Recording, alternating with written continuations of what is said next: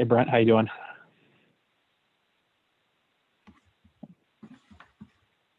Okay.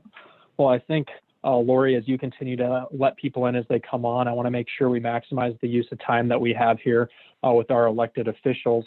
And I know right now, I believe we have Senator Dawson, and then we have Representative Segrist and Representative McConkey. I know Representative Jacobson was going to try to join us. Oh, are you hearing me? Yes. Okay, perfect. I just wanted to make sure. So I know Representative Jacobson was going to plan on joining us a little bit later. He had Administrative Rules Committee this morning that he was working through, so he will jump on when he can, and we'll appreciate him joining us when he can as well. Just for those of you who may not know, my name is Drew Camp, and I'm the President and CEO of the Council Bluffs Area Chamber of Commerce. I've been in this role since August, and I'm really enjoying my time here. And I've enjoyed getting to know the legislators, and I'm happy that we're able to bring this resource to our members yet again this month, and we will again for the next 2 months while session is underway.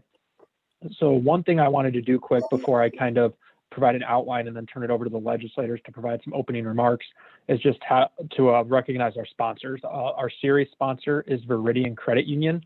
Our gold sponsor is Advanced Southwest Iowa, Black Hills Energy, Southwest Iowa Association of Realtors, and U.S. Bank.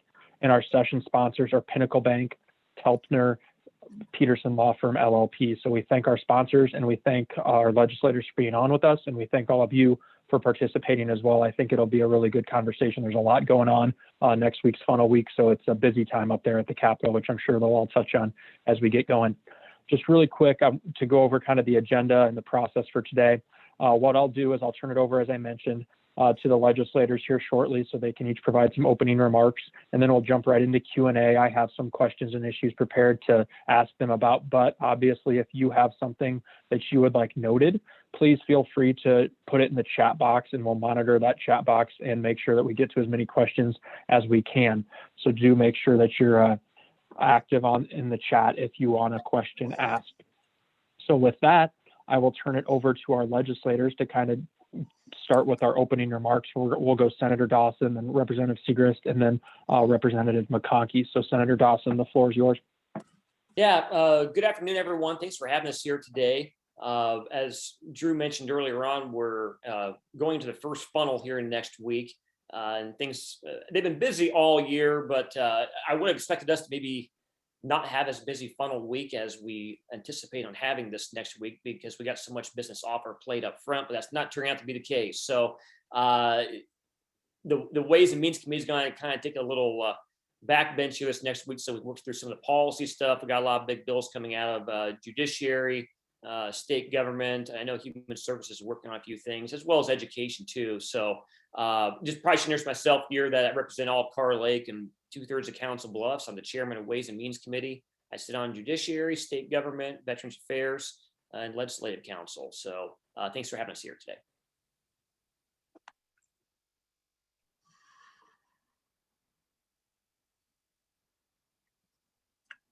We'll go to Representative Segrist and then Representative McConkey.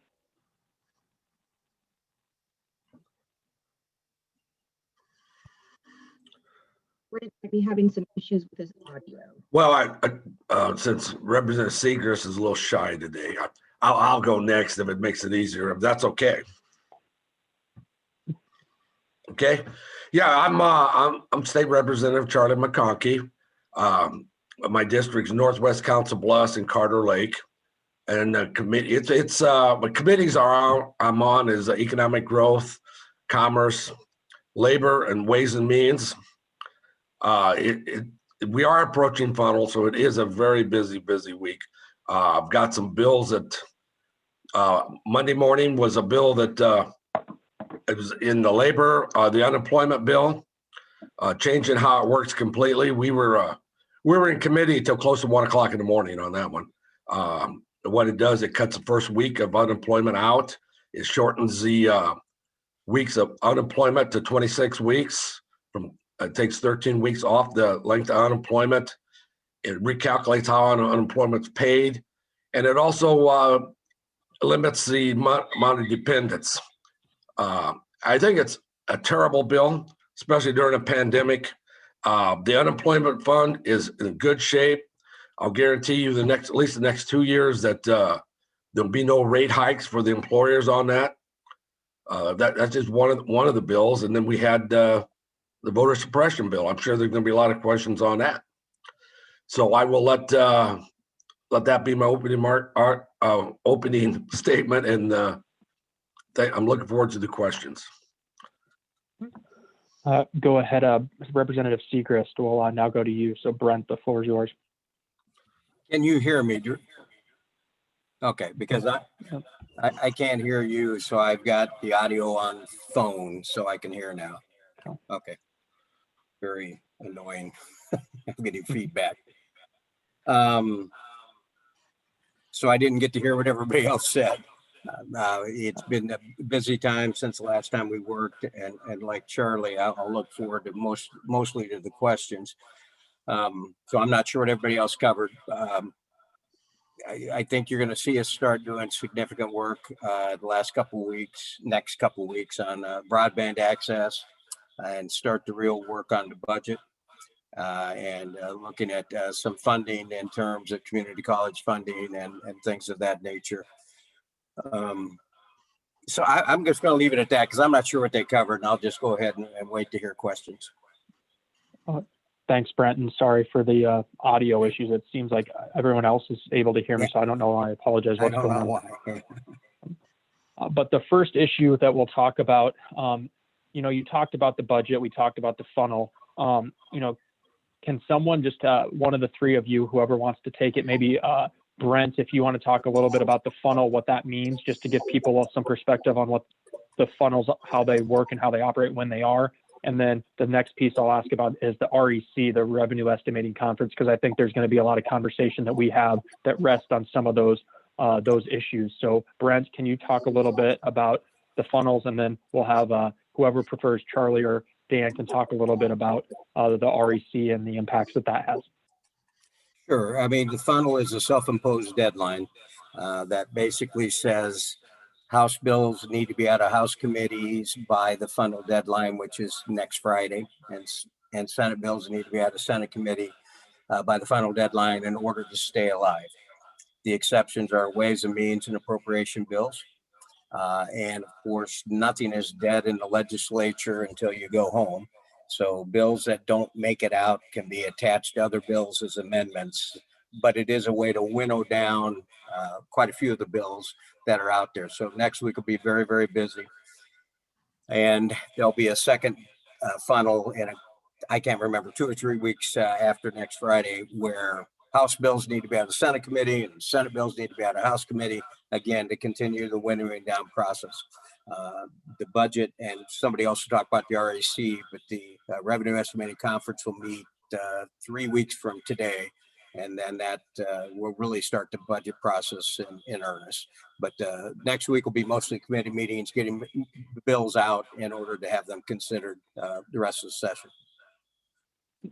Thank you, Representative Segrist. And then Senator Dawson, Representative McConkey, can one of you speak to the Revenue Estimating Conference and some of the impacts they have on how just overall how the session goes and how the legislative process works? Yeah, so as Brent indicated, the REC is going to meet on March 19th, and that will give us our final legal read for revenue numbers going into to build our FY22 budget.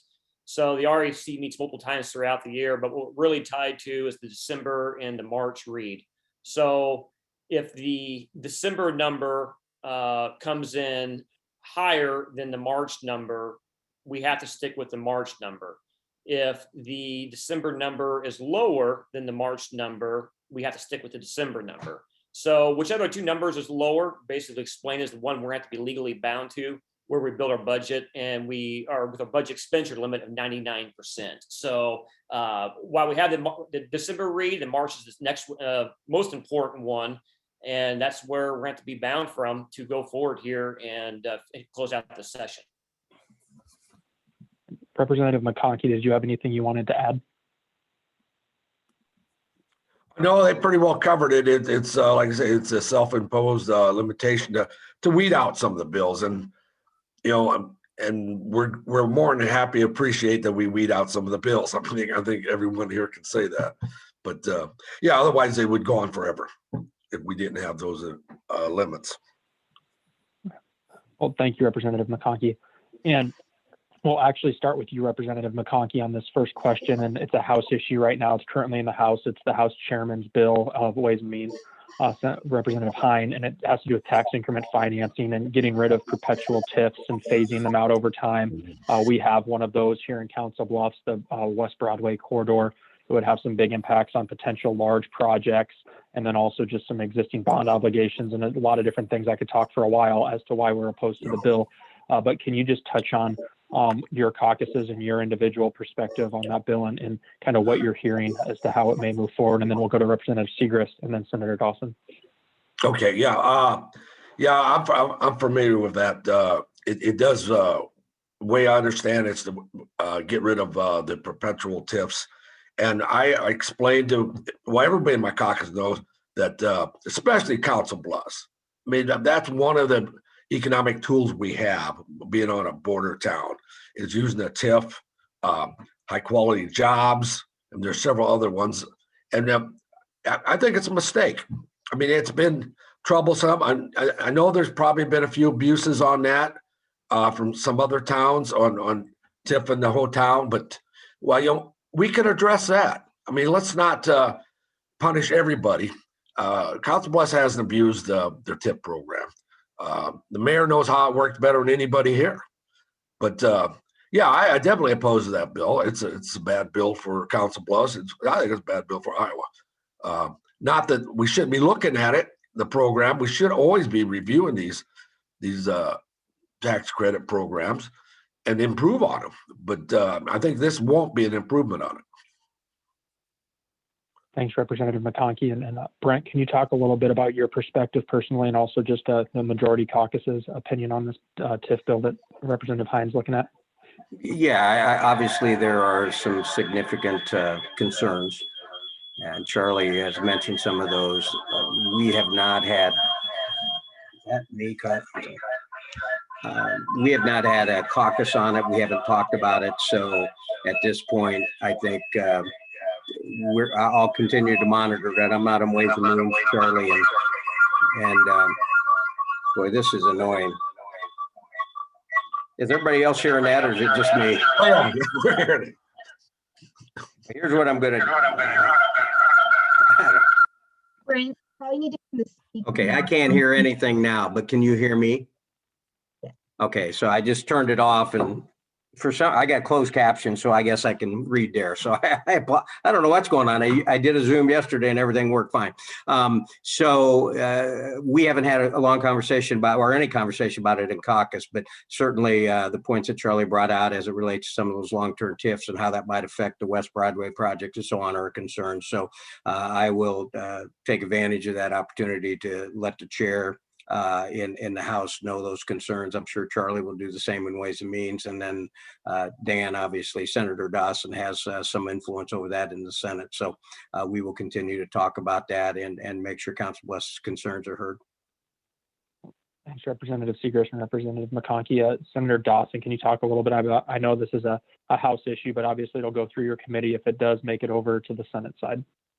Yeah, I'll keep my, I'll let the chairman of the House speak for the merits of his own bill, where those things are going from. I would generically say this with TIF is that it is an economic development tool. And it's an important tool in the toolbox there, especially when you're trying to think about building out infrastructure, trying to attract investment or whatnot, particularly with our property tax disparities. It becomes very helpful, there's Sioux City, Council Bluffs, and some of the border communities or whatnot. I was on a conversation this morning here. I think probably, if you could, everyone's got a different opinion on TIF up there, which is why we've had TIF bills every year. They've never gone anywhere, right? But I would say, if there's two issues out there that seem to kind of resonate more than anything, why people do want to take a look at TIF is that, on the one hand, it is an open-ended obligation on the state budget impact from the standpoint that anytime you TIF something out, because of our school guarantee funding requirements, that the state automatically picks up the tab for all the TIF districts. which necessarily isn't a bad thing. It's just, it's a conversation point, particularly when we're going to phase 2. I'll talk about here in just a minute. But right now, the state of Iowa picks up about $55–60 million every year, doing that school guaranteed money on for these TIF districts off here. So it's always the reason why we're going to see TIF bills every year, as long as the state is picking up a portion of the TIF tab, it's always going to invite the appropriations aspect of what are we doing? Can we do it better? Is another way around it. And kind of what was mentioned here earlier on, this is a bipartisan issue on both sides of this. I've actually spoken with Democrat colleagues who want to see TIF redone, and the reason for that is, TIF was always intended to be, a blighted area economic development tool for, narrow, portions of a county or a city. But what we've seen the last few years is some cities just tipping out their entire town. And that's why it does become a bipartisan conversation. People who, don't support change and people who do support change. So we'll kind of see where it goes here. My Ways and Means Act in a Senate standpoint is I typically don't want to insert myself in House conversations until, both people, both sides of the chamber and the House have the ability to have that conversation, see what the final product is. And then the Senate will certainly offer their voice at that point in time when we see a final product. Well, thank you, Senator and Representatives. I won't belabor the point and talk about some other things that we don't like about the bill, but one of the big things I will focus on and really push on too is just it's a differentiator, especially for communities like us who are able to use it, especially when we're competing with places or projects that are looking at both Omaha and Council Bluffs. It's something that we can really use to bridge the gap and make ourselves more competitive. We have more flexibility with the TIF system the way it is right now than a lot of other states, and it allows us to be more competitive and flexible as a result. So that's another thing to consider, and I'll have those conversations with you offline. But I did want to make sure we started with that because that's a really big issue right now that we're facing. Another issue I wanted to make sure we touch on is, and I wanted to break this out into two different silos, is broadband. We know that the governor pushed a big investment in broadband of about $150 million over the next 3 years for a total of $450 million over those 3 years. But one thing that's important to note is the fact that there's the policy piece as to how that's done, but then there's also the appropriation piece. And that's why I had you guys talk about the revenue estimating conference up front, because that's a heck of a lot of money to be appropriating. We're very supportive of it moving forward. We're supportive of the 100 up, 100 down, as Debbie Durham is at IEDA, because we feel that that's what we need for manufacturing 4.0 and to move the state forward. But I just wanted to open up that conversation, and Senator Dawson, we'll start with you this time, just to talk a little bit about both on the policy side and the appropriation side, because those are two important, that's an important differentiation on this bill. Yeah, no, on the policy side, and I'll start with the 100 up, 100 down there. So you brought that there, and that's probably one of the bigger topics of conversation when we discuss broadband build out going forward. Is is that speed, your upload download rate, is that too strong? Do we cut out competitors when you put it that high? And that's a question yet to be determined there, I'd say, from an internal legislative standpoint. Once you raise the requirements so much, you invariably will cut off, some of the people or some of the businesses that would like to access that marketplace and provide broadband. And so while I wouldn't call it a monopoly, it's probably actually the worst term to use here. We'd want to be, considerate that, are there enough companies to participate at that speed out there to ensure that taxpayers still have the ability to get the best bang for their buck when we're trying to go out and bid out some of these projects and everything. And particularly, as mentioned earlier on, when we're talking about building out manufacturing in the state of Iowa, a lot of it in manufacturing isn't what it used to be. It's industrial, it's high-tech manufacturing, and that's going to be the footprint going forward. So when we talk about high-tech manufacturing, we need to think about not what the speeds are now, but what do we need to provide going forward. Now, that being said, as I've mentioned here earlier on, we talk about the up-down speed. There might be some areas in Iowa where that might not make sense. When we talk about return on investment, if we're going to talk about purely fiber, right, which I don't think we should limit ourselves just to fiber in this conversation. You talk about purely fiber, a mile of fiber we dig in Council Bluffs is going to have a higher rate of return than a mile of fiber out in Oakland, Iowa, versus a mile of fiber down in Randolph, Iowa. And Dave Seek, while he's not here, would certainly agree with that assessment as well. So maybe the manufacturing footprint isn't as large in Randolph, Iowa, where that 100 up, 100 down might not make sense, but as we start to go down into the weeds of this, we start to, get lost on what the initiative is to be here. So that's kind of, the discussion on the policy side that we're internally having right now as to where do we land on these speed requirements as we do the build out. And on the appropriation side, yeah, that's definitely, all eyes are really on March 19th. I don't think we're going to see as big of a movement in March 19th as what we maybe thought a month ago on the revenue numbers, but it's really hard to have that appropriation conversation until we have a good hard number and start to figure out, okay, what are the top tier priorities? Where is second tier priorities? Start to working our way through on that and everything. And I always like to, this is just from my own personal standpoint, I'd like to, include in this conversation that the federal government just awarded Iowa about $143 million in broadband. And, depending on, we can't lose sight of that for this first year. If the governor's request is another $150 million, I don't know if it's possible to spend $300 million in a certain year to build out broadband. I don't know if we have that much infrastructure build outs in place to accomplish that. Maybe we do, but that question hasn't been answered yet. Maybe there's a better way to reconfigure this here. So. Thank you, Senator. And we'll go to Representative McConkey, then Representative Segrist on the same question about broadband on the policy and appropriation side. Dan pretty well covered it. And one of my concerns is that he actually mentioned it, didn't spend too much time on it, is getting it spread out. I'm afraid the projects that won't give a bigger return to the telecoms, and is that they won't want to invest in those. And maybe we need to get together and gear some of the tax breaks to have them head that way, for we can cover rural Iowa. And I think that's we need to expand the broadband, and that's just something. But Dan covered most of it. But that's just one of my concerns. Go ahead, Brent. Okay, can you hear me? This isn't going to work either.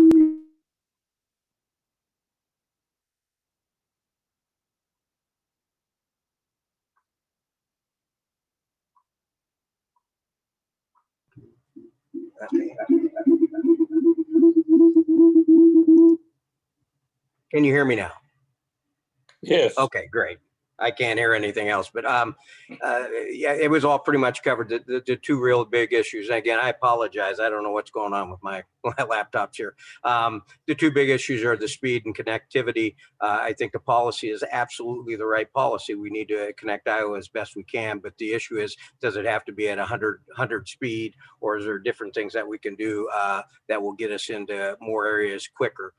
So I think we'll continue to move on that. I think it's clear we're going to have a bill that's going to do some of this rural broadband access. The real question is at what speed, and what are you using, just fiber, or are there other places so that you can get some people, or other methods you can get people some connectivity that they don't currently have.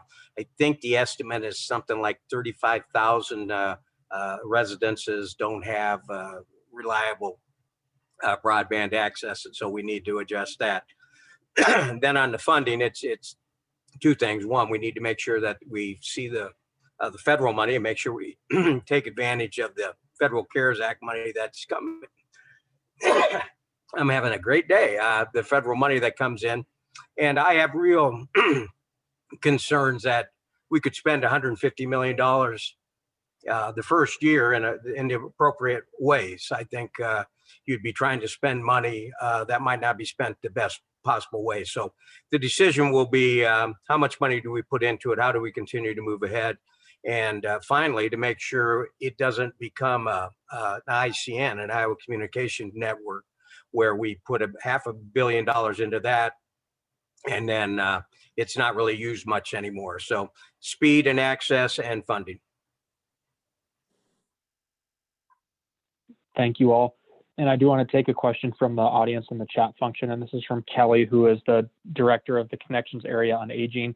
And it's about an issue Charlie brought up in his opening remarks. And it's regarding the election bill. And she specifically asks about any concerns that may have been addressed about older Iowans and the impacts that bill may have on them being able to vote. It sometimes takes them longer, in particular, to arrange for rides or arrange for the ability to do absentee voting or get into vote. So was that something that was talked about? And since Charlie spoke to it first, we'll start with you, Representative McConkey, on that.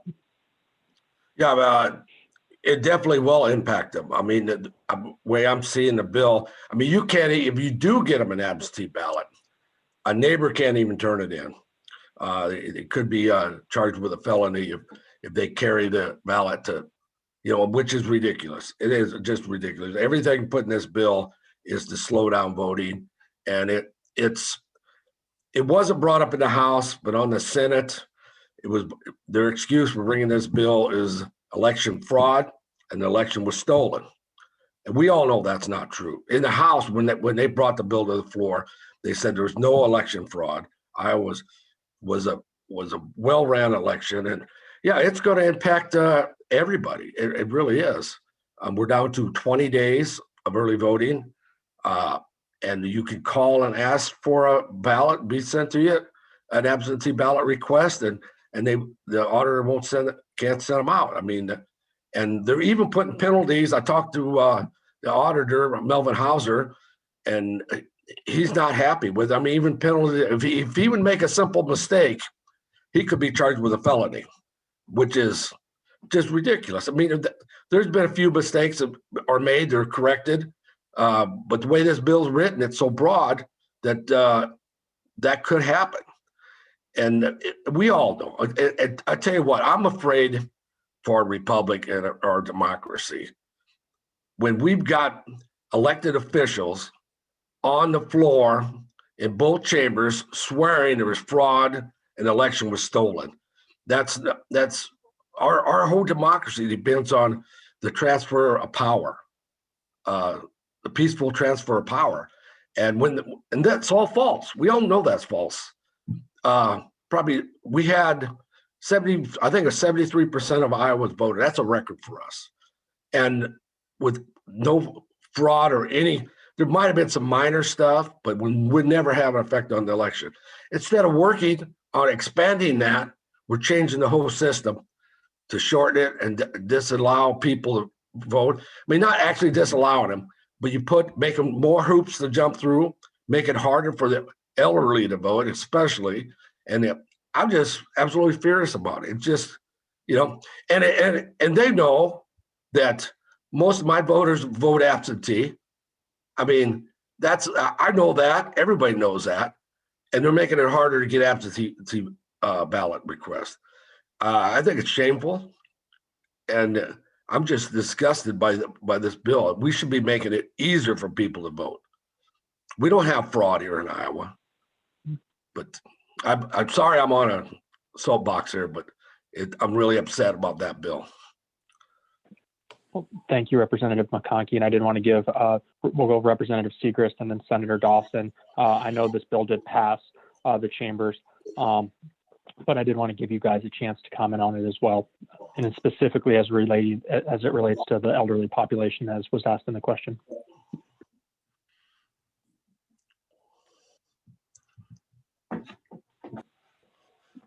Brent, go ahead if you would like.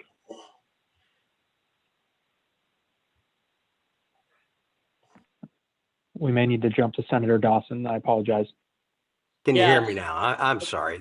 I apologize. Well, first off, a couple of things. One, I will dispute a couple of things Charlie said. I don't know about the Senate, but nobody said on the floor of the House that the election was stolen. I don't know about the Senate, but in the House they didn't do that. So that's one thing. The other thing, the bill did change. The amendment did change.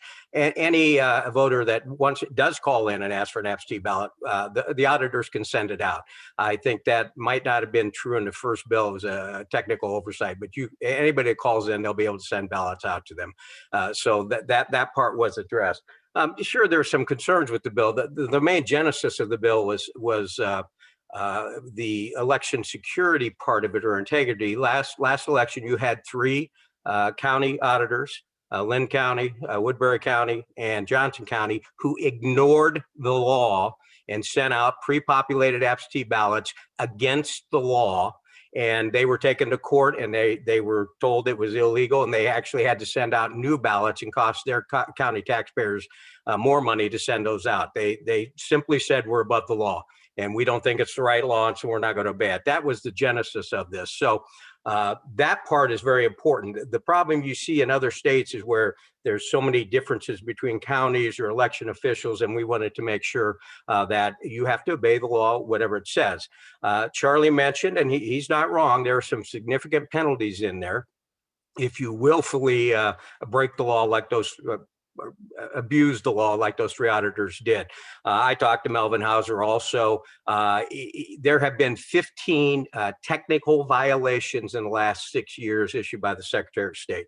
Secretary of State is going to have an infraction schedule, if you will, and if somebody makes just a normal mistake or whatever, there isn't going to be any fines or any felonies.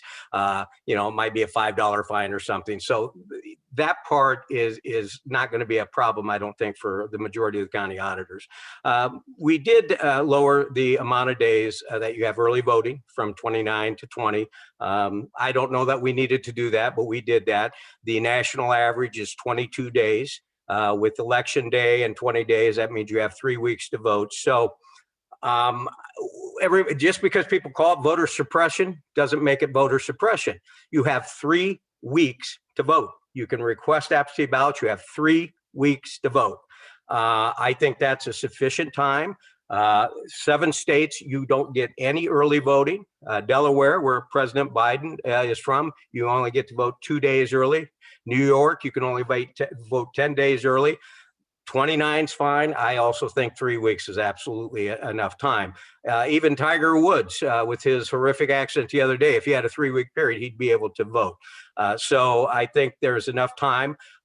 It only allows for 1 ballot box per county, a secure ballot box. I would have been comfortable with a couple more, but the fact of the matter is there are over 4,000 blue ballot drop boxes across the state, and have the United States Postal Service on the side of those ballot boxes. You can request your ballot and you can mail it for 3 weeks. That is not voter suppression. That is enough time to vote for literally everybody, I think, and you can put it in your mailbox at the front of your door and it will be taken away. Charlie did mention that they did narrow the amount of people that can come and take your ballot back in, what is called kind of derogatorily ballot harvesting. Both parties do it, have done it, and that's where they'll send people out to pick up your ballots at the door. Has there been fraud in Iowa on that? No, I don't believe so. I agree with Charlie on that. I think our elections are pretty clean. However, we're trying to look to the future, and some of the states where they have people out collecting ballots from all over, there's the potential for fraud. So again, as long as you can drop it in your mailbox and whatever, I just don't see how that's voter suppression. So I think our elderly voters, of which I'm getting closer to being one of those, I think 3 weeks is plenty of time. 4 weeks is fine, but some people would say, let's start early voting the day after the primary. I think what the law did was try to bring some election security into the process, and at the same time, make sure that people have an adequate amount of time to vote. And then the last thing I would say is they did say that the Secretary of State can't send out those mass absentee ballot voting request forms, but the parties can. Private groups can. I don't know how many you got. I know I got at least 12 of them last time. So people are going to get those absentee ballot request forms in their mail. They can fill them out, send them in. They can vote from home, and they have 3 weeks to do it. Thank you, Representative Segrist. That'll bring us to Senator Dawson. Do you have anything you'd like to add on the conversation? Yeah, Kelly, just real quick, as Brent mentioned, that was like a technical oversight when the bill was filed out there that was never intended to be. And there was an amendment on the floor to fix that, particularly for sort of senior citizens and persons in homes where they can contact the auditor's office and have an absentee ballot sent to them and everything. Brent covered a lot of it there, but I would just go through a few more things here on this whole debate. Is that one, look at the U.S. Constitution. The U.S. Constitution reserves the right of election law to each state. And in Iowa, we have home rule, but there are a variety of issues out there that the state reserves that right and does not allow home rule. For instance, gun laws. Back in 1991, the state locally preempted all municipalities and counties out there on gun laws where they'll be formed at the state. The same thing is what this bill tried to do here is reserve election law for the state and state solely.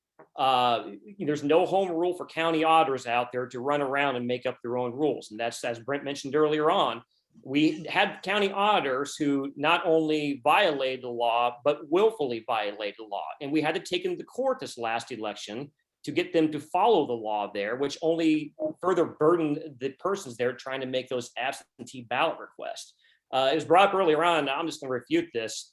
No one is going to go to jail, no auditor, for a mistake. In any criminal law, you have to have either a general intent or a specific intent. No auditor out there is going to jail for an innocent mistake. The penalties put inside this bill was not for the innocent mistakes out there, but for those who willfully violate the law, which is, as mentioned earlier on, those other counties and everything.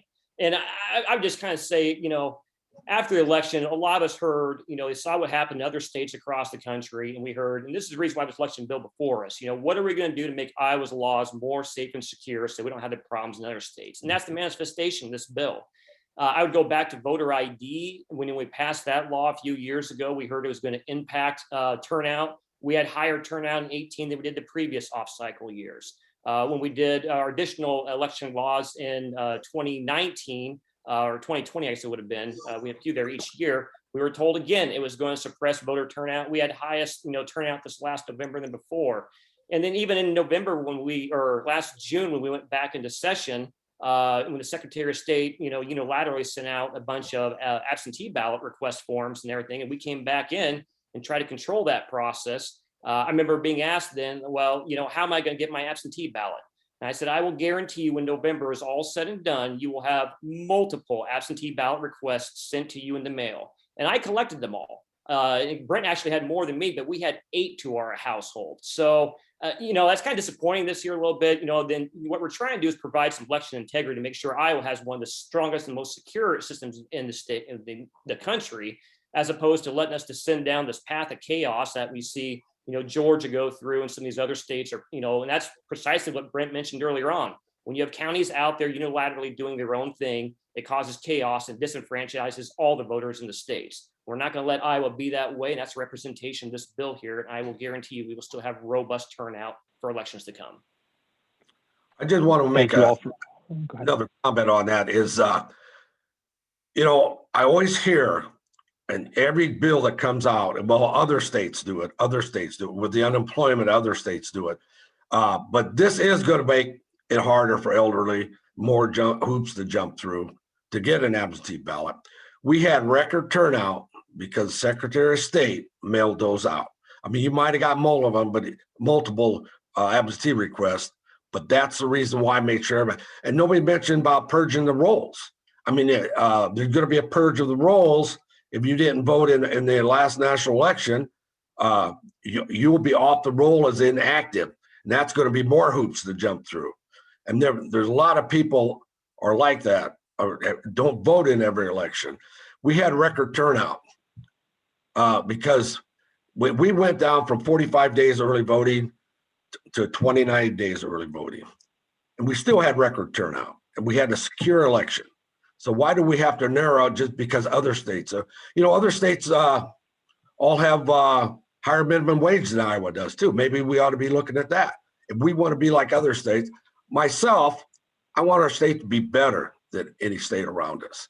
I want us to have the most open, free elections as possible. And I'm afraid that this isn't doing it. I know this law isn't doing it. So it's going to be, we won't see another record high turnout again because of this law. Thank you all for your input on that. I did want to jump back really quick because I missed a comment or question from Jerry Mathiasen regarding broadband money.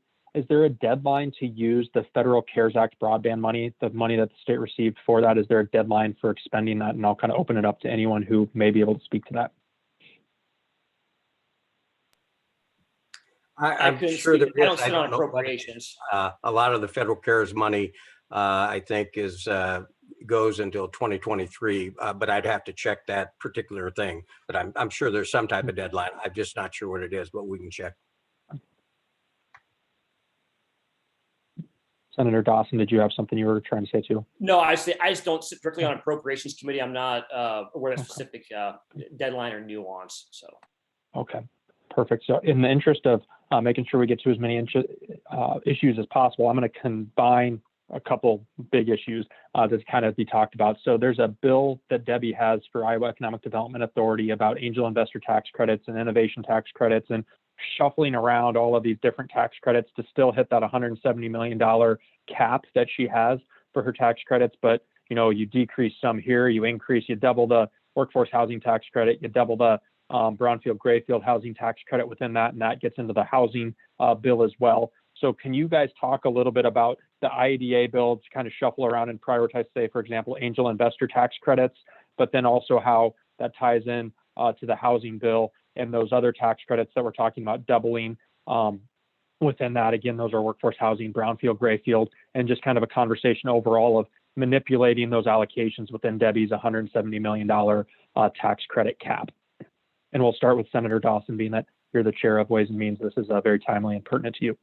Yeah, actually, and we just I was signed the angel investor bill, specifically what you're speaking of. We signed that out, and I just spoke with the subcommittee chair of that yesterday. They held a subcommittee yesterday, got us feedback on that and everything. You know, and that, obviously that's rebalancing the things out to get more bang from the buck out there regarding that specific credit. We'll be taking a look at that. I mean, my ideal timelines, all these credits, we're probably going to wait till after the REC and really start to hammer down, but we're going to have subcommittees here in the next few weeks to start to get input and figure out the best way to go about it. I would say this, probably my initial discussion here. You know, our budget is healthy, but I will say this last week, you know, what we have in Iowa is called rolling conformity. And every year the federal government makes changes to the taxes, and that's how we couple to that. So we don't have taxpayers out there having two separate, you know, tax statements when it's all said and done. We've already got that to some extent, but part of rolling conformity is to not make that worse.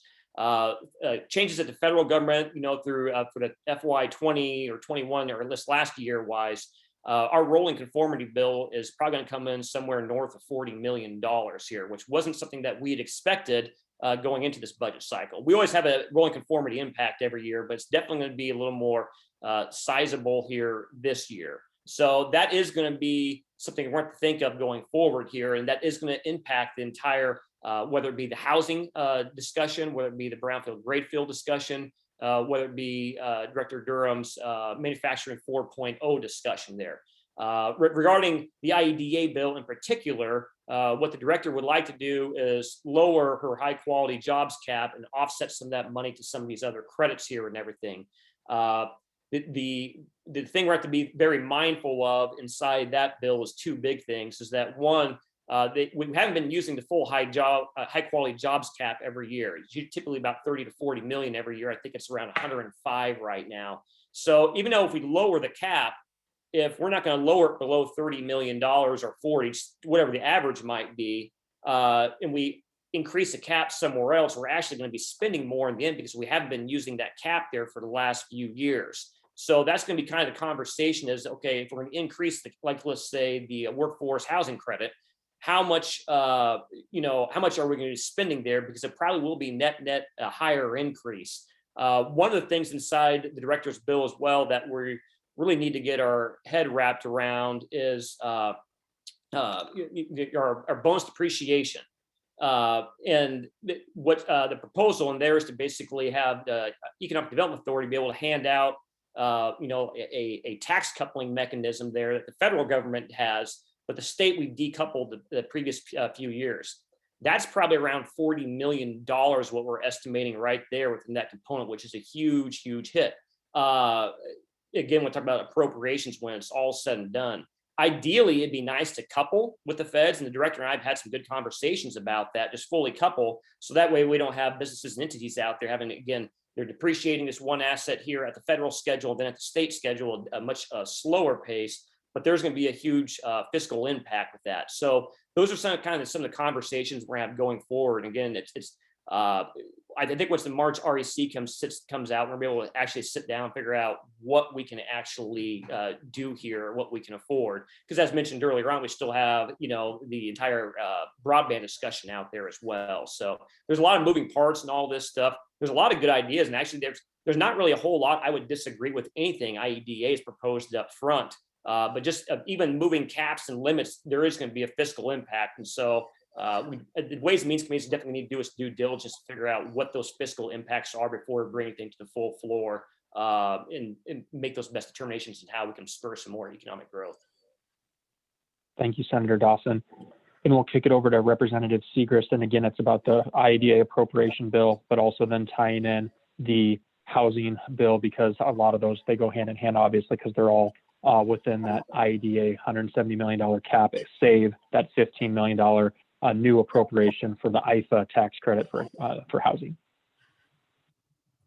Okay, I had to read closed captioning there. I don't have a lot more to add to that. All those things are very, very good, but we have to look at the entire fiscal impact. I know Charlie serves on Ways and Means. He may have some opinions on that. I would throw in this, that gray fields and brown fields, those are all very important. The angel investor tax credits are important. And as Senator Dawson just said, we have to weigh all those things in together. What I would say is kind of a sideline to all this is the fiscal impact, which Senator Dawson mentioned. We have to be very aware of that. I think, and I don't know, but it sounds like when the REC, the Revenue Estimating Conference, meets on March 19th, that it's not likely that we're going to see a decrease in revenue. The economy is still chugging along fairly solidly, but we have to keep that in mind. The real concern, of course, is all the federal CARES money that's coming into the state, what we're spending it on. And if it's not just one-time purchases, what's that mean for your outlying budget years? So, for example, if we can use some of that money for the rural broadband roll-off for the infrastructure, great, because that's a one-time expense. But an example would be Medicaid, or Medicaid. We got a lot of money that came into the state, and basically it said you can't remove anybody from the Medicaid rolls, even if they get their jobs back and so on, while you're using this federal money, which is perfectly fine and appropriate.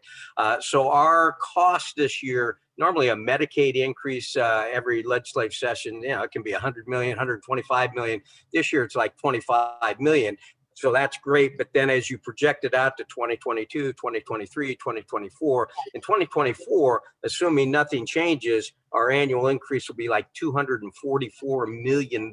So as we go through all these tax credits and everything else, we have to keep in mind the federal money and what it's going to look like in 3 or 4 years so we don't overextend ourselves.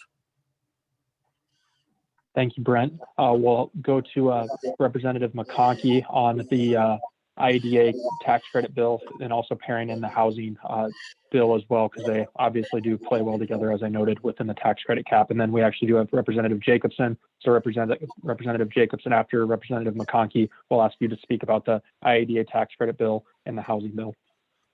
Well, I think they pretty well covered all of it, but we have passed in the past, because not all of our tax credits that are used, there are caps on it, and some are exhausted and some are not. And I think it's a good idea to do what they're doing, because that money's been allocated for them. We got that money set aside in the budget, and then we need to take a look at our tax credits and break down, see what's working, what isn't working. We've got some, and we've got a committee to do that, and they just haven't done it yet. So I'm looking forward to doing that. But yeah, I think Senator Dawson and Representatives Segrist covered it quite well. And Representative Jacobson did have to jump back into the Administrative Rules Committee, so he is not with us anymore. So we will jump into the next issue. And this comes from Mark Eckman, the Executive Director of the Council Bluffs CVB, and obviously an important development partner of the Chamber. He asked specifically about Senate File 475, which proposes to allocate $7 million in travel promotion from the Alcohol Beverage Division. It would greatly help drive business to and recovery for local restaurants, hotels, and other businesses that have been hit very hard by the pandemic. Is this bill something what are you hearing about it? Are you supportive in general of the idea? Can you talk a little bit about it? And since it's a Senate file, we'll start with Senator Dawson, and then we'll jump back over to Charlie and Brent. Yeah, thanks, Mark. So it's kind of interesting that before you hit that first funnel, a lot of times we get asked about bills. If you don't sit on the committee or the subcommittee, you really have no clue what the bill is about. But this is one of those few questions I know because I just voted on it yesterday. So what that bill does, it's kind of how Drew explained here thus far. The past few years, Mark would be more of an expert here, but my high level brief of what I was given on this is that a lot of the economic development and tourism monies have been pulled out of RIF. And our RIF budget is tied to a lot of casino monies. And obviously that's been impacted here, particularly this last year, the last few years. So the amendment inside this bill, or what we're trying to accomplish, is try to get these promotional monies on a more of a stable budgetary platform every year, as opposed to our one-time money pot on the RIF budget and everything. So we did pass that amendment yesterday inside a state government committee. The bills can get referred to appropriations. I'm not quite sure where the appropriations chair stands on that. I do know that there is a heck of a senator out there. Senator Kelker has been pressing this issue hard for a while.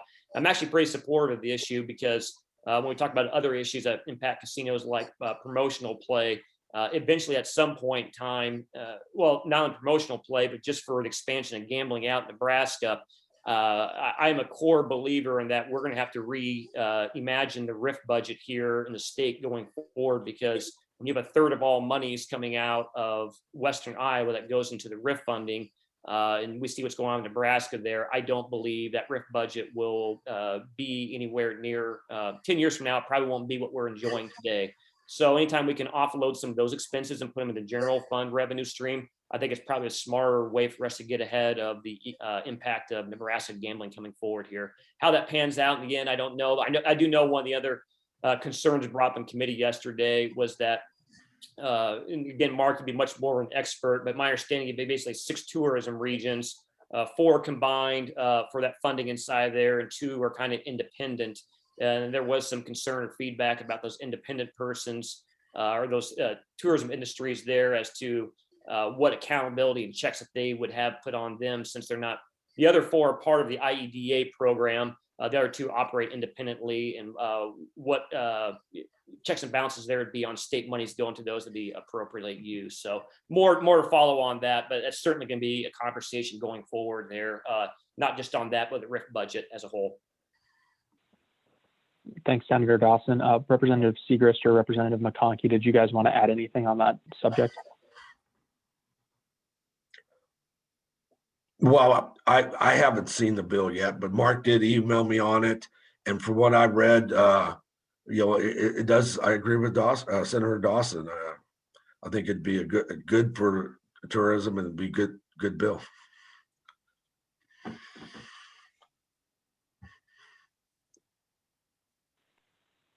Representative Segrist, did you have anything you wanted to add?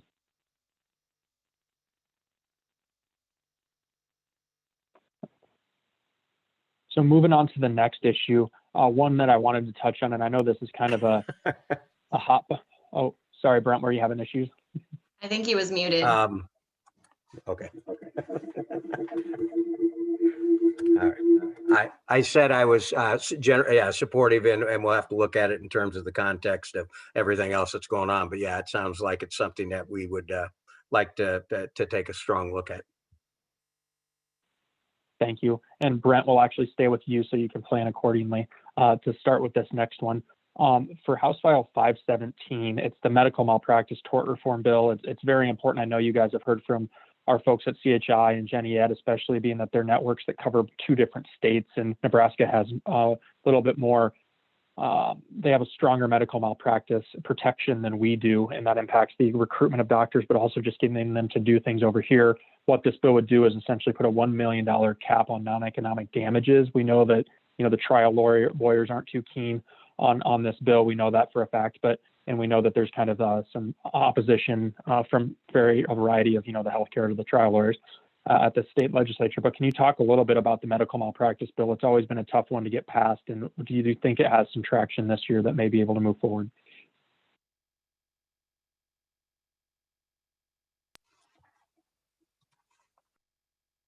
Did you want me to start, Drew? I'm sorry. Yeah, okay. Yeah, I think it has some traction. I think it's still a difficult bill to pass. It passed out of Human Resources Committee, I believe, on a party line vote. Certainly, there are compelling arguments on both sides in terms of being able to sue for legitimate damages, and at the same time being able to attract and continue to have medical professionals in our state. I think it's a more significant issue for border communities like ours. So I'm generally supportive. I need to see where we're going to go with it. I think in order to get enough votes, the cap may need to go up. I don't know that they'll be able to put the votes together at $1 million cap, but I'm not sure of that. And so what I can tell you is, at least for the House Republican side, we haven't talked about it as a group yet. But there is different opinions, obviously, in the Republican caucus too. So if it passes, it'll be a narrow victory, and I think it will probably see some debate this year, assuming they put the 51 votes together. Thanks, Representative Segrist. We'll go to Representative McConkey. And I know, Representative McConkey, you were on with us on Tuesday, and the minority leader, Representative Pritchard, who, mind you, is a lawyer, he was against the bill. I will note specifically, just as Brent mentioned, that there's a broad cross-section of interests from a variety of different people on this. So, Representative McConkey, can you talk a little bit about the medical malpractice bill and your thoughts on it? Yeah, I have some, I'm unsure about it, Bill. I don't believe it's a good bill. The cap is way too low, and it come up last year. And if I remember right, I checked out to see what the claims were here in Iowa, and there really was very few suits, and they weren't that outrageous. And when a lot of them, when they win that big suit, it gets appealed and it gets reduced down. But yeah, I mean, if there's medical malpractice and it winds up in a death, and there's a lot of stuff to weigh out there, and that the judge and the courts have the ability to do that. And it's a tort reform. There's other bills coming up for tort reform, and I don't agree with those either. But yeah, that's the one I really have a problem with. So I don't support it this time, not that bill. Thank you, Representative McConkey. And we'll go to Senator Dawson. I know this is a House bill, but I know this is probably something you've heard a lot about from our healthcare providers, because like I noted before, it's a workforce issue, but it's also just an issue getting people to come across the river to provide procedures, and people having to go into Omaha to get that done. Yeah, it is a House bill, but it's this bill we passed out in the Senate the last few years. I think this year we will have a Senate bill, I would imagine, here shortly. But the Senate has already acted on this, and so we're kind of waiting to see where the House is going to come down to this year before we run up that hill a third time. What I would say generically is I am supportive of this. So when we talk about medical mal reform and tort reform, what this bill is specifically over in the House is trying to cap one of the three ways you can seek damages for medical malpractice. It's not a cap. There's some of these there's three silos. One of them are uncapped, but the one specifically here is what we're trying to do is put a cap on one of these silos. While Representative McConkey is right, there probably hasn't been that much in the state that would even come close to that cap. The problem is that when the practitioners are out there trying to obtain medical mal insurance, their insurance companies have to look at the entire damages that they might hold themselves liable there to, and try to score a state, and then try to provide policies for our doctors, nurses, and our professionals out there. And when they look at a system that has multiple uncapped silos, that really does create it's a larger contingent liability on there, which makes it harder for the doctors there to seek these insurances. And so that's what we're really trying to do, is provide some type of predictability here within the state of Iowa. And it's just funny this comes up here because from a local perspective, I would say this. We have two hospitals here in town that are part of larger Omaha metro networks. And these networks are where doctors kind of interswap back and forth a little bit here and everything. And last year, we ran this bill out of the Senate. We spoke with some of our hospital leadership around there, and some of our hospital leadership said, we cannot get specialists to come over here to counsel us that are in our network, because they don't want to have a hassle with insurance and medical malpractice laws over here in the state, and they just won't come over here. And it was interesting where they talked about a couple of these specialists was being neurologists for say, right? They cannot get a neurologist just 5 miles across the river to come over here in the same network, a hospital network, to see a patient in Council Bluffs. So invariably what happens is they have to transfer that patient over to the hospital over in Omaha. And these are all individual, I mean, they might be part of the same network, but in the end, a lot of these buildings have to turn their lights on. If they can't turn their, if they're having a hard time, staying afloat on their revenues because they're constantly sending patients across the river, that's not a good thing for us. And so I give that background to say that just this week, I was talking to someone who had to go, just a unique conversation. It wasn't even supposed to be a policy standpoint, but they've been in the hospital there for a while. They had to get transferred over in Omaha to go see that specialist because the same network could not get that doctor to come over here to Council Bluffs. And I think that's wrong. And if there's anything that we can do to actually make our networks operate as networks, as opposed to a Nebraska medical network versus an Iowa medical network, and the only thing that divides us is our tort reform laws and a river, then I'm always going to be supportive of that. Thank you. And I can specifically reference just a few months ago for our son to go see an allergist, for example, we had to go to Omaha for that exact reason. They obviously didn't state it that way, but it was pretty clear as to why we had to do that. So I have a personal example as well. The next issue that I really wanted to make sure we touched on is childcare. This is something I know that's been, there was 6 bills in the House that passed. They're now in the Senate. Can we just talk a little bit? We'll start now with Senator Dawson again, because they're now in the Senate and you guys are considering how to kind of winnow those down, I think, and try to funnel them into the most practical manner. But can you guys all, we'll start with you, Senator Dawson, then we'll go to Brent, and then we'll go to Charlie on the issue of childcare. Yeah, this is clearly an issue that came up in the last election. And I wouldn't say just the last election. It's been an issue at the forefront, the legislators the last few years. And this is a bipartisan conversation here. But it was definitely exacerbated because of the pandemic. Some parents have worked out better because they were able to, remote work from home. Others didn't have that opportunity. And so when, the schools were closed down or whatnot, it put them in a hard crunch, which, when hard crunches occur, it causes issues to rise to the top and policymakers take a look at it. We do have multiple bills from over in the House that have passed in the Senate. Some of them are sitting inside a Ways and Means Committee right now.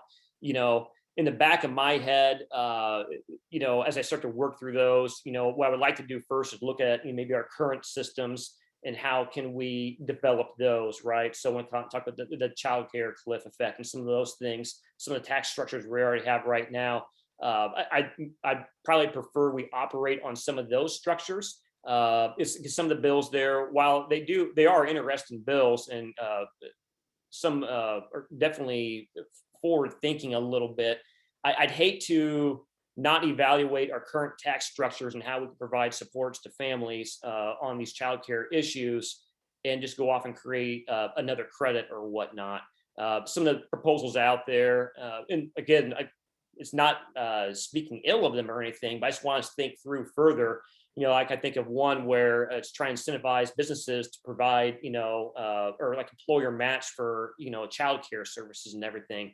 That, is a really good idea, but my only concern is that what kind of businesses would access that capital, right? I don't really have, a deep desire for a Fortune 500 company, to access that type of childcare credit when they already probably, if we're talking about an employer-employee wholesome relationship, those who have that capital could probably already provide those resources versus maybe some of the smaller businesses out there that maybe don't have as much capital to do something like that. But if there was a credit available, they might capitalize on that. So that's kind of some things of thinking through. And again, not to beat a dead horse, but it really kind of does come back to the REC and figure out what monies there's available, where we want to deploy those monies at, and probably the best structures out there. But my preference right now is just to kind of look at the current systems we have before we do anything else and how we can improve those. And I think looking at a child care cliff might be one of the most smartest ways to go about doing that. So. Thank you, Senator Dawson. And again, we'll go to Representative Segrist and then Representative McConkey. And then we actually have Representative Jacobson on as well. So we'll have him go after Representative McConkey. So Brent, the floor is yours. Okay, everything Dan said, I certainly understand and probably concur with. There was several bills that went through on broad bipartisan support. One of them did increase the child tax care credit, and that would be at a cost of about $5.1 million, I believe, over a period of time. I think that was a good one. Senator Dawson just mentioned the child care cliff, where you certain percent of the poverty level, and when your wages start to go up, you get to a certain point, and then all your aid is cut off, and this would be a graduation of that, so that if you kept moving up in your job, you might lose 80% or you 20% of your child care help, and then then 60 and so on. So there wasn't a drop off on the cliff. I think that's an excellent one. And the other one was to increase the provider rates for the child care assistance program, which would be at a cost of I think it was $13 million. There are about 24,000 kids, as I understand it, that are currently served by that program. And this would help increase the child care provider rates for about 17,000 of those kids that are under that program. So it's one of the really good things so far that we've done. And I think in the end, we'll come to an agreement. We've come to, I think, an agreement bipartisanly. And then I think between the House and Senate, we'll be able to get some of those child care bills passed into the governor. And I think that's particularly important here in Council Bluffs, but also in rural Iowa. I think it's very, very important in rural Iowa, where they have more of a problem getting those child care providers. And then a very quick aside, one small bill didn't get a lot of attention, is we doubled the adoption tax credit for people who adopt from $5,000 to $10,000 for adoption to help encourage adoption. I think that's also an excellent bill that we passed out of the House. Thank you, Brent. And then we'll go Charlie and then Representative Jacobson. Yeah, they covered, we had a lot of bills come out on child care. And that, as Dan mentioned, that employer tax credit for an on-site daycare, that bill's coming up. I worked on that bill. It's almost unworkable. We're going to put amendment on, pretty well strikes the bill, but it's going to change it completely.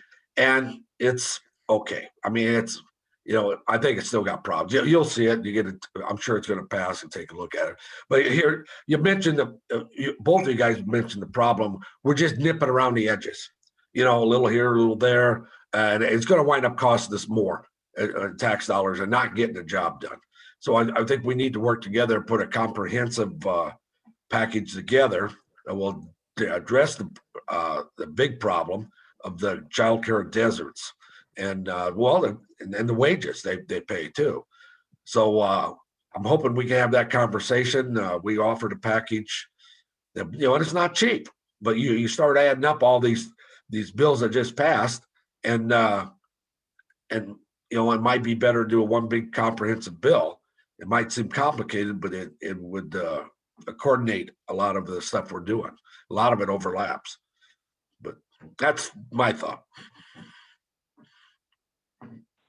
Thank you, Representative McConkey. And then we do have Representative Jacobson on the child care issue. And I know he was able to be on with us, and he wants to speak to the medical malpractice issue as well. So we'll turn it over to Representative Jacobson.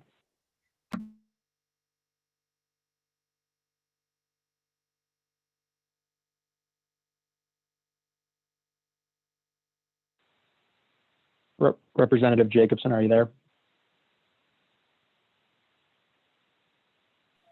How's that? Is that better, Drew? Yep, you're good. Yeah, I just wanted to say that thank you for your patience. Had a very long administrative reviews committee meeting today, and addressed some of the public safety issues with that, and Chairman Megan Jones. And then there's a huge meeting this afternoon involving the Coulter levy. So I want to touch on that. I've been working on those meetings this morning, as well as with Diane Hathaway, our very own, on the nursing home issue. Let's, before we go to medical malpractice, let's talk about the child care issue. As my colleagues have indicated, yes, we passed basically 4 different prongs in the House on the child care issue. Certainly the extending that credit, those credits were big, not just for families, but to also help the business environment. Secondly, reducing that cliff effect of allowing more people to be able to rightfully retain some of their tax dollars, even upon getting a raise or a promotion. There are some direct additional fundings coming on, as well as the adoption tax credit. And I think we're arcing in the right direction on that. The House certainly is very supportive of that. I think these are affordable. On the med mal, you know, I had started, my first session was in January 2018, but I think some institutional memory is important. You know, back in 2017, in the compromise to end all wars, the insurance companies wanted a $250,000 hard cap, and then they pushed it up to $1 million. And, you know, the normal lifespan of a human being is roughly 80 years or 29,200 days or 700,800 hours. You know, with merely a $1 million cap, a person who, say, was blinded or otherwise seriously and permanently injured at birth would get compensated at the rate of $1.42 per hour for life, with no uplift for inflation, etc. So the 2017 compromise was a soft cap, $250,000, unless the court found direct evidence of the damage and loss. So, you know, this new soft cap concept that the Iowa legislature did in 2017, it became the envy of the nation for fairness. And it also avoided the constitutional issue. Folks, when these hard caps have been tested in court, they failed. They've been found in every instance to be unconstitutional. And what we don't talk about enough is the power of remittitor. Iowa has a tremendous track record of judges in cases, if there is an outrageous jury verdict, of using remittitor. It's been phenomenally successful in Iowa. So I would just say this, a hard cap has extremely large threshold constitutional issues. The Iowa plan has been a model for how to handle this. Remittitor has been a tremendous backstop. And I would just tell you that as a bank fiduciary trust officer who manages assets for children who have long life expectancies, but maybe are quadriplegics due to negligence or whatever, if there's a hard cap put on these, guess what? For the rest of their lives, which may be up till 80 years of age, after that $1 million, which in some instances is a 2-year proposition, the taxpayers are going to be paying for the Medicaid and the Medicare that will redound upon the taxpayers instead of the perpetrators. So I am not at this juncture for veering significantly off the great 2017 compromise that has been the envy of the United States. We have remittitor, we have constitutional issues, and I don't want to impose a backdoor tax increase on Iowa voters. Well, thank you, Representative Jacobson. And the next question will actually start with you because you ran the bill yesterday. It's House File 633. Yeah. Then there's House Study Bill 235, and then there's Senate File 402, and they all have to do with tech censorship is kind of the way it's being put out there in the media. And we're against those bills. You know, yes. Google's largest global data center is here. We've had a conversation. I gave you some very good bulleted points. I appreciate you using those in the subcommittee. But can you talk a little bit about the traction that bill is receiving, maybe where we may see that move, being that the Senate bill and the House bill currently are not, you know, nearly the same. So any insight you can provide on that, we would welcome that. And then also just if you think they have the support to pass in your respective chambers. Sure, Drew. Thanks again for that question. And I'm going to defer to my Senate colleagues on what they're looking at over there. But let me just set the table generally. I also serve on the Oversight Committee. And what we have seen this year, without a shadow of a doubt, as you saw by the terminating of the Iowa Dental School dean yesterday, we have seen an anti-free speech environment at the University of Iowa, at Iowa State University, at the University of Northern Iowa. I could go into the specific cases, but in the interest of time today, I'm only going to say this. It's ironic that the landmark case of the United States for free speech is Tinker versus the Des Moines school system. It is the landmark free speech case in the United States for the test you use, involving, ironically, educational institutions. And this is also devolving down at some of the high school levels.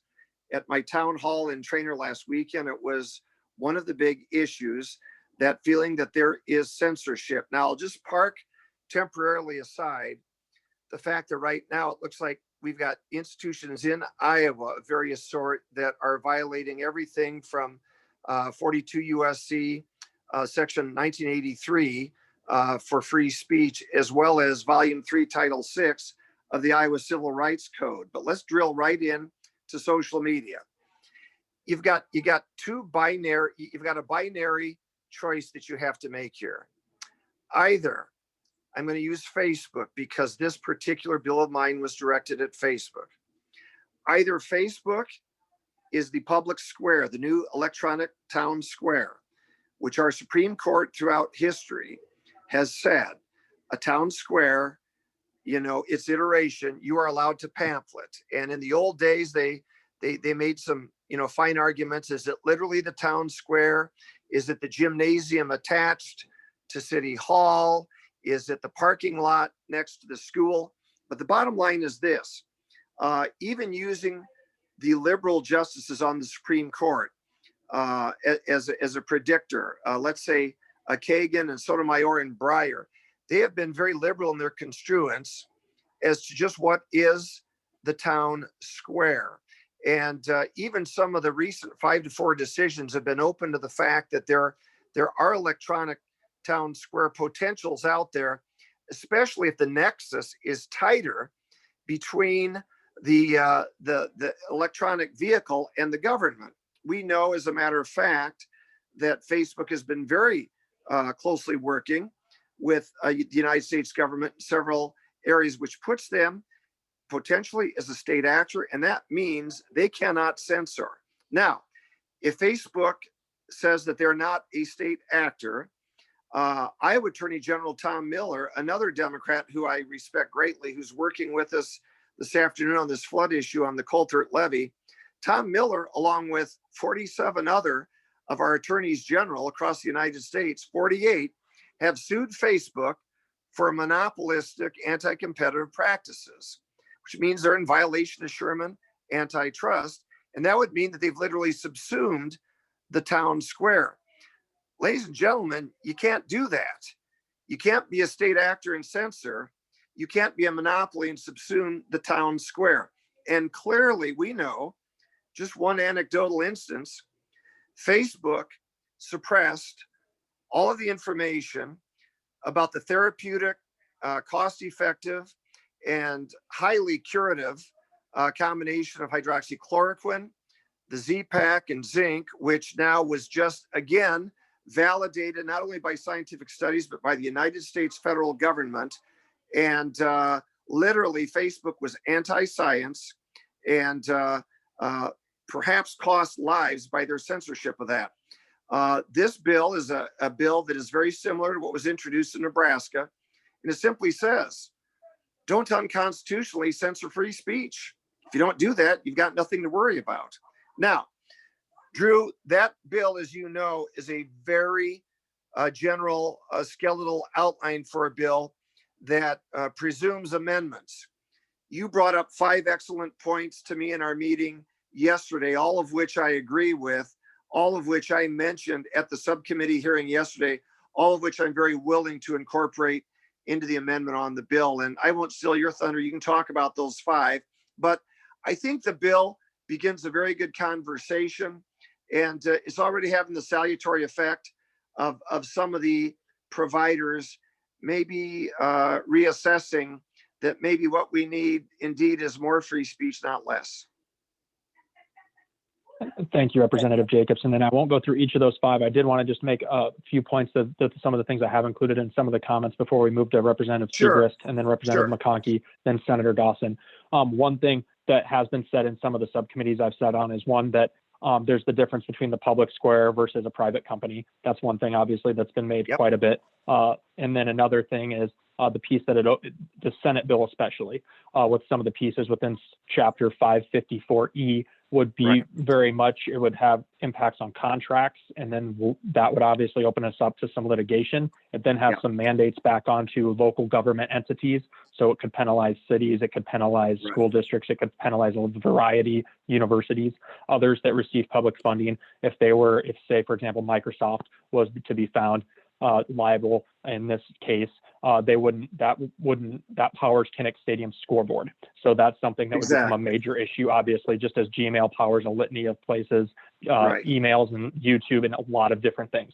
So those are all things, the trickle down effects to other governmental bodies was another big thing, but then also just the piece on the investment and the expansion with some of the people like, for example, Google has spent $2.5 billion here in Council Bluffs. That's their biggest global data center. Are they going to continue to consider us for expansions? They own a lot of land around their data center and their other facility. So those are things to continue to consider. And then also, they also have to maintain routine upkeep every couple of years to those facilities. So obviously, I don't speak for the company. These are all hypotheticals, but at some point, do they look at Iowa doesn't seem as welcoming as we once thought they were? We're going to start scaling back some of those things and look for investments elsewhere. Those are all things, once again, hypothetical, me as an individual saying, as representing the Council Bluffs Area Chamber of Commerce and our interests of our members. But those are just some things I wanted to make sure I put out there as some considerations. And those are things like we just talked about. You noted that I voiced to you before and you voiced in the subcommittee, which I'm appreciative of. But in the interest of time, I do want to then jump to Representative Segrist and then Representative McConkey and then Senator Dawson. Okay, thank you. Oops. Sorry. Yeah, thanks. Perhaps next time you could provide an interpreter so I could actually understand what Representative Jacobson was saying.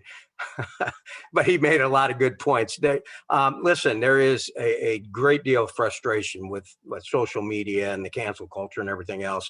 And so, as Representative Jacobson said, some of these issues are to start the conversation. And I think it's a good conversation to have. But we have to be careful where we go with that conversation to some of the undue or unintentional consequences, such as making it look like, and this isn't just on this issue, a lot of issue, making Iowa look like it may not be as welcoming as it maybe should be. As was pointed out, I mean, the Senate bill, I believe, says if we go that way, we'd get rid of all the tax credits and withdraw them and so on. That's just entirely unworkable. So I'm in favor of having the conversation. I think people are getting pretty fed up with a lot of these things, but we have to be very careful how we start that conversation, what we end up with. So the bills, I'll look at them, but I don't think that what I've seen so far, that's going to be the answer to where we need to be. But calling attention to it may help the situation. I think that's part of our job. At its best, the Iowa House, the Iowa Senate is a marketplace of ideas where we can argue back and forth as long as we don't get carried away with it. Thank you. That brings us to Representative McConkey, then Senator Dawson. Well, I won't be able to be quite as elegant as Senator Jacobson, but yeah, I understand that, there seems to be a problem. I haven't seen the bill, so I along with what Brett said, but we need to address this. I mean, just like you can't yell fire in a crowded theater, and as the Representative Jacobson brought out, as the town square it's expanded. Well, has the theater expanded? So when people are fed misinformation to cause an insurrection, and they kept feeding over and over again, we need to look at that. That's the reason why some of the some of the monitoring or the flagging was done.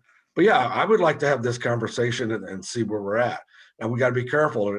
Free speech is what we build our nation on. I mean, that's how we come up with, a lot of stuff. You changed a lot of minds over this, but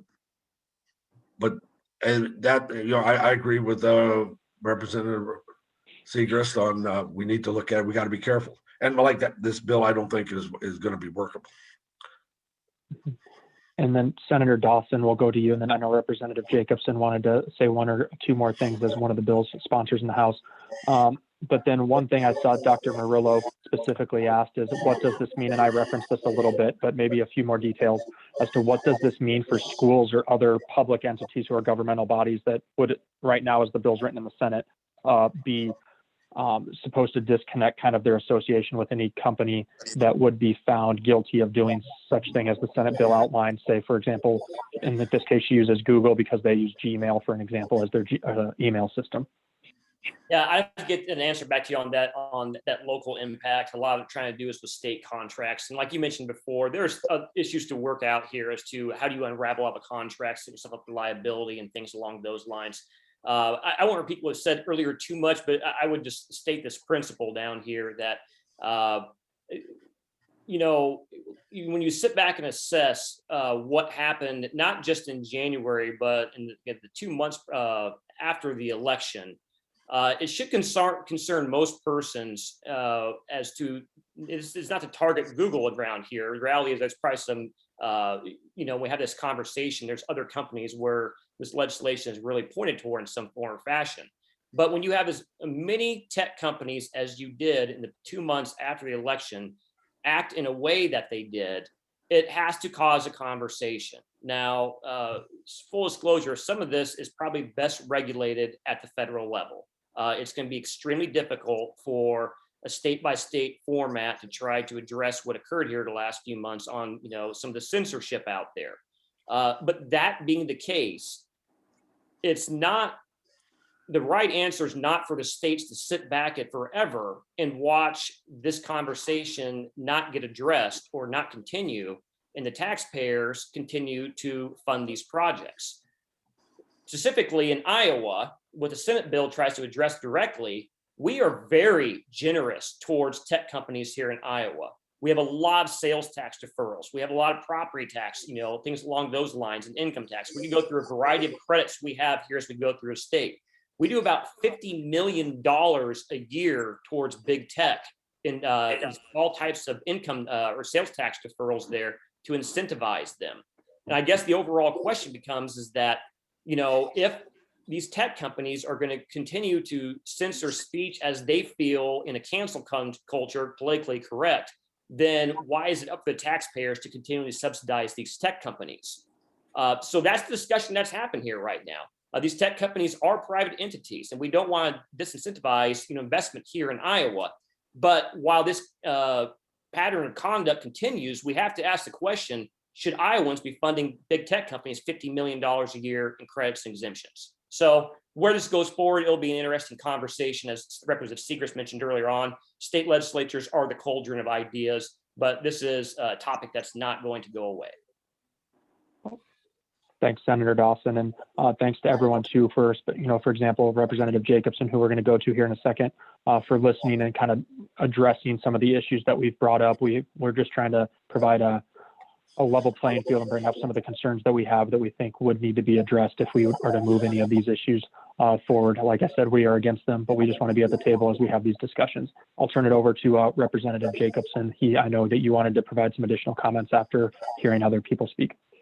Yeah, thanks. And Drew, I just want to say you outlined in a very good thumbnail sketch the 5 concerns that you had, and I stipulate we should incorporate all those in amendment language. Obviously, the 504E contractually with the schools and things like that. And I'm having really good discussions with Doug Strike, who advocates for Facebook, and Mark McKinnon, who advocates for Google. But we got to remember one thing. We're a nation of laws, not men. And you're either the public square, in which case you have to allow freedom of speech, or if you subsume the public square by monopolistic behavior, you're in violation of Sherman antitrust under the Article 1 Interstate Commerce Clause. And this has to be addressed. It was one of the biggest issues at my town hall. And, Professor Bob Epstein, he is no friend of Republicans, but he's a doctoral degree psychologist, researcher. Bob Epstein with the American Institute for Behavioral Research and Psychology, he admitted in a very empirical study that Google shifted 12 million votes from Trump to Biden through social engineering and manipulation of their search engines. And the answer to speech is not less speech. The answer is more speech. And the night of the long digital knives, three weekends ago, every major conservative political commentator, 4,000, were purged from Twitter. And again, life-saving medical advice that the Biden administration today has posted was censored by Facebook as fake science and fake medicine. Probably cost us thousands of lives. This is a huge issue. And the simple answer is quit censoring free speech. Be an American. Let's have a robust marketplace of ideas. It's shameful. Thank you, Representative Jacobson. I do want to note we're one of the few business organizations that have come out and actually said that we're against. But one thing I do want to note is as we've had conversations with Representative Jacobson, with others, they've been very receptive.